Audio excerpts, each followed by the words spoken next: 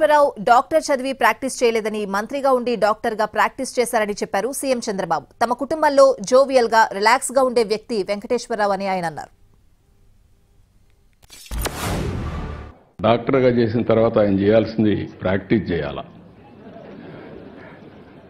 Practice చేయాల.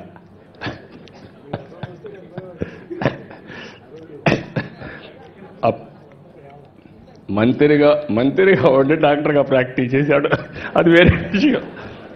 ఆయనకు medical and health minister ఇస్తే ఈయన ప్రాక్టీస్ చేశాడు, కానీ డాక్టర్గా చదివినప్పుడు చేయలేదు, అది నేను చెప్పేది.